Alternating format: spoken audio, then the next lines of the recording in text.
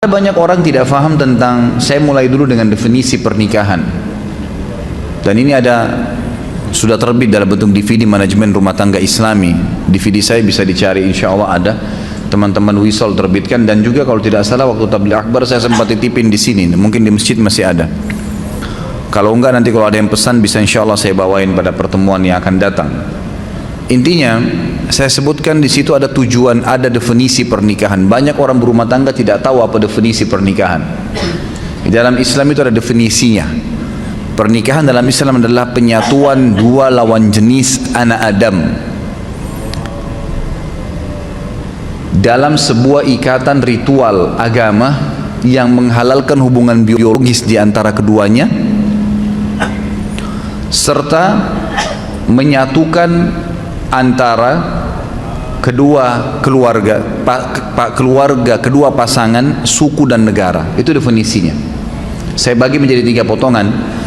Pernikahan dalam Islam adalah penyatuan antara dua anak Adam, dua jenis, ya, dua lawan jenis dari anak Adam, laki-laki dan perempuan. Dari definisi ini keluar tidak boleh nikah sesama jenis, nggak ada homoseksual, nggak ada lesbian. Adanya laki-laki dan perempuan, murni laki-laki full, perempuan full, semuanya. Yang tengah-tengah nggak diterima dalam Islam. Banci, lesbian, homoseksual nggak ada dalam Islam, ditolak semua, dosa besar, hukum, nggak boleh, penyakit. Nabi SAW menyuruh seorang banci yang pernah duduk di sekitar para sahabat, lalu Nabi SAW dengar, lalu Nabi mengusir, mengatakan keluarkan orang yang dari Madinah, dianggap penyakit, nggak boleh ada. Kemudian dari anak Adam, berarti tidak boleh seseorang muslim menikah kecuali kepada manusia. Tidak boleh nikah sama jin, nggak boleh melampiaskan biologis dengan hewan, sama manusia. Dalam satu ikatan ritual agama yang menghalalkan hubungan biologis di antara mereka. Jadi ini ibadah. Pernikahan adalah ibadah. Kalau Anda yang hadir di sini sudah menikah dan belum niat ibadah waktu itu, hanya karena ajakan teman, hanya karena suruhan orang tua, hanya karena kebetulan suka, itu semua tidak ada dalam Islam. Tidak ada. Pernikahan harus jelas dari awal niatnya karena ibadah, sehingga suka dukanya kita bisa laluin. Yang menghalalkan hubungan biologis di antara keduanya, memang tujuan pernikahan 50%, 70% hubungan biologis. Allah sudah bebankan. Munafik orang mengatakan tidak butuh lihat lawan jenis. Kita butuh lihat, butuh ngobrol, butuh pegang, butuh cium, butuh curhat, butuh berhubungan jima, hubungan biologis. Itu fitrah. Kalau ada orang tidak butuh ini, dia keluar, abnormal, bukan orang yang normal. Tidak ada di situ dia. Dia keluar dari batas normalnya. Tapi kalau dia normal, maka manusiawi sekali dia membutuhkan itu. Tapi Allah Subhanahu wa ta'ala mengajarkan kita caranya dengan akad nikah. Hanya 5 menit. Si wali mengatakan saya nikahkan kamu sama anak saya Fulan bin Fulan. Kemudian si laki-laki mengatakan saya terima, selesai. Sah pernikahannya, hubungan biologisnya juga sah. Lalu dikatakan akan menyatukan keluarga kedua pasangan. Jangan antum menikah targetnya hanya pasangan kita. Kalau kita menikah, tanda kutip kita juga menikah, tanda kutip ya, kita juga menikah dengan keluarganya. Harus siap, ada ipar, ada mertua. Banyak orang ribut sama mertuanya, ribut sama iparnya karena dia tidak siap. Dia cuma mau pasangan hidupnya saja, eksklusif. Iparnya datang gak dibukain pintu. Suaminya mau bakti sama ibunya, cemberut, dosa dia. Gimana caranya?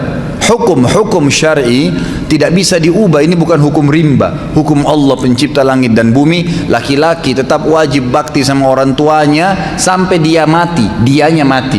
Kalau orang tuanya mati atau hidup tetap wajib dia bakti. Tidak boleh istri menjadi penghalang suaminya untuk ketemu ibunya, bakti, ngantarin makanan, ziarah kuburnya kalau mati, nggak boleh, haram. Dia harus dukung. Banyak istri bangkang dalam poin ini, sampai seorang anak berani bangkang dengan orang tuanya. Bahkan saya tahu ada kejadian di Jakarta karena istrinya nggak suka, tadinya dia belikan rumah ibunya di sebelah rumahnya, dipindahin ibunya. Durhaka sama orang tua. Sampai ulama mengatakan kalau ada seorang anak laki-laki menikah, kemudian dia biarkan ibunya duduk di belakang, istrinya di depan, dia durhaka itu. Ak itu namanya, durhaka. Kecuali ibunya yang minta. Tidak boleh. Dan ini wanita harus faham nih. Nggak bisa. Kalau wanita seperti ini diceraikan, halal dalam agama Islam. Dia menjadi penyebab si anak putus dengan orang tuanya, halal diceraikan. Nggak boleh. Lain kalau perempuan yang memang menikah suaminya nomor satu. Sama Anda juga sebagai laki-laki, tahu perempuan ini pada saat menikah dia punya orang tua, dia punya anak, dia punya saudara, kita punya ipar, harus bisa datang ke rumah, bertemu. Ustadz, mertua saya cerewet, nggak apa-apa, cobaan. Enaknya hidup nggak mau ada cobaan, gimana caranya? Harus ada cobaannya. Ada orang dicoba di pasangan hidupnya, di mertuanya, di iparnya, di anaknya, di tetangganya, banyak, harus ada cobaan. Kalau nggak ada cobaan, hidup kita datar terus, nggak ada seninya kehidupan ini. Nggak ada seninya, dan manusia nanti tidak akan keluar, potensi seseorang akan keluar kalau cobaan ada. Kita akan muncul ide-ide untuk mencari jalan keluar pada saat kapan? Cobaan ada. Bayangkan kalau hidup kita datar terus nggak ada cobaannya, nggak bakal keluar potensi kita. Allah subhanahu wa ta'ala datangkan cobaan itu untuk mengorek, mengeluarkan potensi yang ada. Emang begitu. Hadapin, pecahkan, gitu kan? Pahala sabar didapatkan kapan? Pada saat cobaan datang. Kalau cobaan tidak ada, gimana bisa? Nggak mungkin, gitu kan? Istri kita hidup 20 tahun di rumah tangganya sama orang tuanya dengan pola tertentu, cara makan, cara tidur, cara berpakaian. Kita pun hidup 30 tahun di ayah dan orang tua kita dengan cara makan, cara hidup dan seterusnya. Lalu kemudian disatukan, tiba-tiba mau bisa baik semuanya? Nggak bisa. Pasti ada penyesuaian. Asas yang penting dalam rumah tangga adalah yang benar memaafkan, yang salah meminta maaf, selesai. Dan jangan nginapkan masalah. Jangan pernah nginapkan masalah. Clearkan pada saat itu. Salah minta maaf, saya perbaikin. Kembali kepada hukum Allah, patokannya agama Allah. Benar salah itu di mata Allah SWT, bukan di mata individu. Banyak orang laki-laki lemah, begitu istrinya marah sama dia, gara-gara dia pergi ke ibunya, langsung dia, ya sudah saya nggak usah ke ibu deh kalau begitu. Daripada saya ribut sama istri saya. Subhanallah. Dudukkan istri Anda. Kamu tahu nggak hukum agama saya wajib bakti dengan ibu saya? Durhaka saya kalau nggak kesana. Kamu pun berdosa kalau kamu lakukan ini. Memang harus begitu. Jangan malah salah di sini, kendor. Harus jelas ya. Kalau perlu seorang istri sokong, kamu ke ibumu, ayo saya temenin. Kapan ke ibu, kapan ke ayah. Berikan sokongan. Kemudian dalam pernikahan juga ada tujuan, teman-teman sekalian, harus ada tujuan. Tujuan pertama itu perluasan hubungan. Memang itu tujuannya.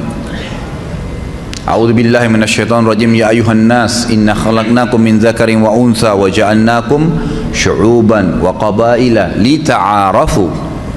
Inna akramakum innallaha yatqakum. Hai manusia, kami ciptakan kalian bersuku-suku dari laki-laki dan perempuan, dan kami jadikan kalian bersuku-suku, berbangsa-bangsa. Itu variasi Allah kasih. Semua kan dari Adam dan Hawa ya.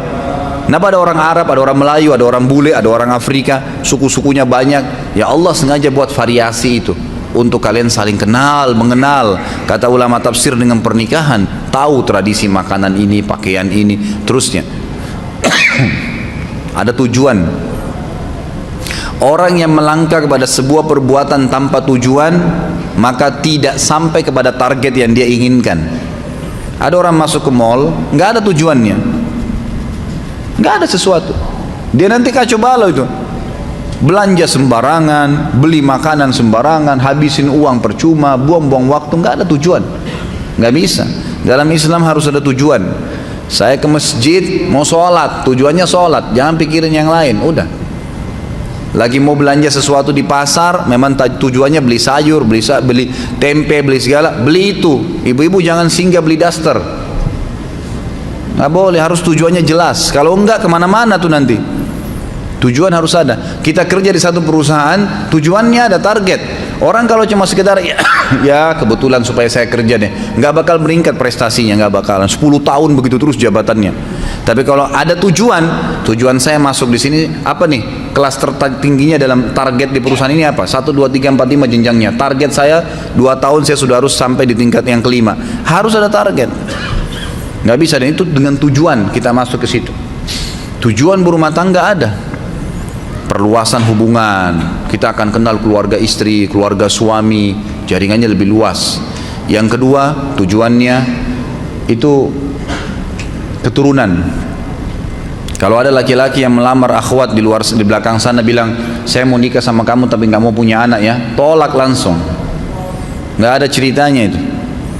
Tujuan pernikahan dari mana kita bisa mendapatkan keturunan? Allah SWT jadikan hubungan biologis itu satu-satunya jalan untuk berlanjut generasi manusia. Yazra'ukum fi, kata Allah. Dengan pernikahan itu Allah jadikan kalian berkembang biak di situ. Memang begitu, tujuannya ada. Yang ketiga, ketentraman. Nikah butuh ketentraman. Cari orang yang akan jadi pasangan kita yang buat ketentraman, dan itu hanya satu. Poinnya supaya bisa tentram, cari agamanya, imannya ada. Kita sudah tahu semua itu, maka agamanya didahulukan. Bagaimana agamanya dia? Kalau weekend, kalau liburan, kemana ya? Oh, saya ke majelis ta'lim ini. Oh, saya hadir di pengajian ustadz ini. Oh, saya kalau weekend ke karaoke, saya ke pantai di Ancol duduk dengan sama teman-teman. Oh, saya main gaple. Udah jelas. Tidak ada ketentraman, mustahil, karena habis nikah dia akan buat sama itu. Dia akan buat sama. Perempuan yang nikah sama playboy asalnya sebelum nikah, jangan heran kalau dia selingkuh setelah nikah. Wajar itu. Laki-laki yang menikah dengan wanita yang tidak pakai jilbab, jangan heran kalau setelah menikah dia tidak pakai jilbab, atau dia tidak sholat, atau memang dia pernah bohong, ya dia akan bohong. Itu tradisi dia. Cari orang yang bawa ketentraman, dan itu patokannya adalah agama. Dan yang keempat, tujuan pernikahan adalah menjalankan perintah Allah dan Rasulnya. Di ibadah diniatkan untuk itu. Kata Nabi SAW, an-nikahu sunnati wa man raghiba an sunnati falaysa minni. Siapa yang menikah itu adalah bagian dari sunnahku, siapa yang menolaknya maka bukan siapa yang menolak sunnahku maka bukan dari golonganku. Jadi ada tujuan-tujuan. Di antara substansial tujuan pernikahan yang kelima adalah memenuhi hubungan biologis, kebutuhan biologis. Itu tujuan memang. Tujuan kita menikah memang untuk melampiaskan biologis. Untuk ngobrol, tatap-tatapan, ciuman, pegang, hubungan biologis, bahkan digantungkan pahala besar. Boleh nggak pacaran Ustadz? Boleh, setelah akad nikah. Sebelum akad nikah nggak ada pacaran dalam Islam. Bagaimana caranya saya kenal dia? Banyak orang sekarang begitu. Harus terperiksa tai lalatnya perempuan itu di tangannya ada nggak? Lihat rambutnya seperti apa, dan beragam macam alasan. 3 rahasia penting dalam agama untuk mengenal konsep ta'aruf dalam Islam: kenali fisiknya, kenali keluarganya, kenali lingkungannya. Titik, selesai. Fisik sesuatu apa yang kita menarik nih? Kata Nabi SAW, lihat dari lawan jenis yang kamu nikahi sesuatu yang menarik buat kamu. Apa saja? Alisnya, warna kulitnya, sesuatu di wajah dan telapak tangan yang jadikan patokan. Sudah selesai? Oh iya, ini mungkin masuk di kriteria saya. Baik, cukup. Kemudian masuk yang kedua, ke keluarganya. Secara umum, keluarga ayahnya akan mewariskan fisik kepada anak cucu kita nanti. Keluarga ibunya akan menurunkan karakter dan sifat. Saya sudah pernah jelaskan, yang sahabat kulitnya putih, istrinya putih, anaknya hitam seperti anak Afrika. Suaminya langsung bilang, pasti kau selingkuh. Kok bisa saya putih, kamu putih, ini hitam keluar nih. Kata istrinya, demi Allah saya nggak pernah disentuh kecuali sama kamu. Ribut, didengar oleh Nabi SAW, dilapor, ya Rasulullah, nih lihat nih, putih-putih ini hitam. Gimana bisa? Nabi SAW diam sejenak, datang wahyu. Lalu Nabi SAW tanya sesuai dengan wahyu kepada laki-laki tersebut, ada gak kakekmu kulitnya hitam begini? Dia bilang ada. Ini keturunannya itu. Jadi fisik turun. Makanya biasa kita dapat suami istri mukanya beda sama anaknya kan? Karena itu dari kakek-kakeknya, dari turunan ayah mereka. Jadi turunan ayah istri dan turunan ayah suami itu sama. Nanti menurunkan, mewariskan fisik secara global ya. Jangan dilihat substansialnya, secara global. Kemudian keluarga istri, keluarga ibu dari istri dan keluarga ibu dari suami itu akan menurunkan karakter, sifat. Secara umum, oh keluarganya calon saya ini umumnya dosen semua, suka belajar. Itu sudah sifat umum keluarga. Ada satu pemabuk, satu ini nggak dihitung. Umum global ini yang dijadikan patokan. Kemudian kenali lingkungannya. Boleh orang kalau ta'aruf tanya, kebiasaannya apa ya? Kerja di mana? Oh kebiasaan saya kalau lagi iseng saya pulang kantor ke karaoke, duduk sampai jam 12 gitu. Habis itu saya pulang, saya hibur diri saya ke bar sampai jam 1, pulang istirahat, besok kerja lagi. Sudah bisa dibaca belum? Oh saya kalau lagi kosong ya nggak apa-apa, saya cuma duduk gitu di rumah. Kalau akhwatnya bilang, kadang-kadang saya nonton TV duduk, saya putar nonton film India dari pagi sampai sore. Sudah tahu belum? Udah punya gambaran lingkungannya. Berarti nanti akan begitu tuh kalau sudah menikah. Oh saya kalau pulang taklim mampir Nur Iman belajar. Saya belajar taklim. Oh saya kalau weekend saya hadir tablik akbar di sini.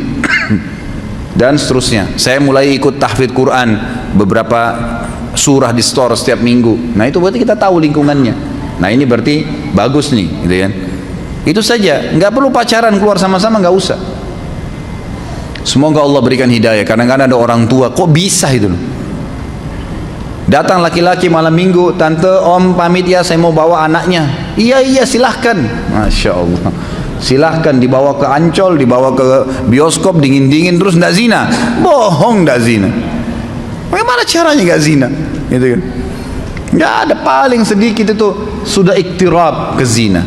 Ujung-ujungnya, nggak bisa, susah. Nanti hamil di luar nikah, sibuk nikahkan. Bagaimana? Dari mana sahnya nikahnya orang hamil itu? Mana anaknya nggak jelas statusnya, nggak boleh dinisbatkan kepada pemilik sperma, nggak ada hak waris di antara mereka. Kalau anaknya perempuan dari hasil zina, dia nggak punya hak wali. Banyak sekali rentetan hukumnya. Tujuan pernikahan termasuk yang tidak kalah pentingnya adalah kebutuhan biologis. Itu nggak bisa dipungkirin. Teman-teman kalau yang punya anak, jangan tunda mereka menikah, nikahkan. Karena kadang-kadang subhanallah fitnah terjadi.